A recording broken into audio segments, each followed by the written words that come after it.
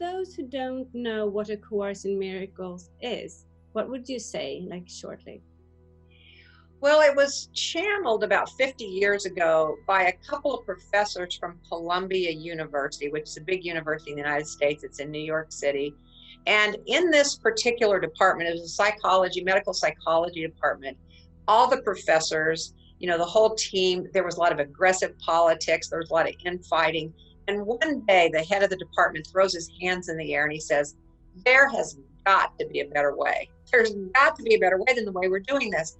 And almost immediately, his graduate teaching assistant, which was Helen Schuckman's, all these voices started coming through her.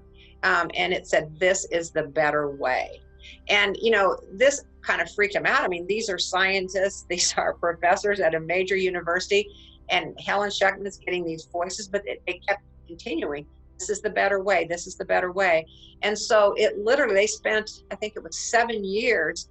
And it was a joint project, which is what the Course in Miracles is all about. We need to do this together. But these voices would come through Helen, and then Bill Thetford, who was the head of the department, he would type them into really just notes. They just had a stack of notes.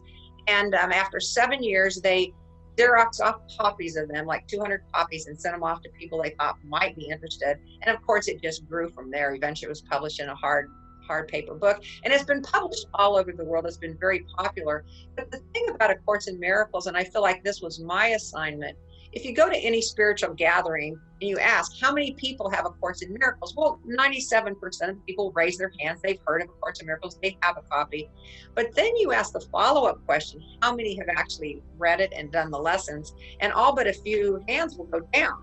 So it's very, well, some people think it's very difficult to read. And I have to say, the reason I've done it for so many years, because it took me that long to even start understanding. And I'm still not sure I completely understand it. But something about it kept drawing me back to it. But it's written in a very dense manner. I mean, just picking up the book, you can do, you know, arm exercises because it's a heavy, big book. So a lot of people start it with exuberance and they think, oh, this is going to be a great book.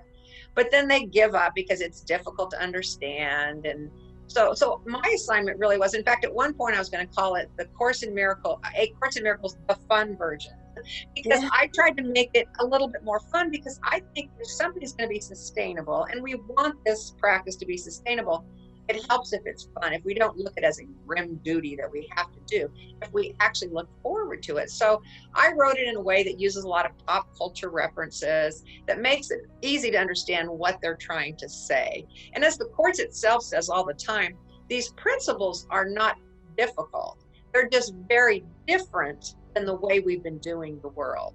I mean, we all do the world in problem state. You know, we're living in problem state. You know, what's wrong and how can we fix it? And that's just kind of the way the world is. But the Course in Miracle is more about possibility state, you know, and about seeing this truth that we have, you know, lost because we're focusing in on the problem state, that we think, you know, that there's scarcity and fear and lack and all these beliefs that we have about the world. So we can't see the truth about the world. So as we rewire our minds, as we learn to do in the workbook of A Course in Miracles, we start being open and seeing more of that beauty and more of that openness and connection that we have with all beings.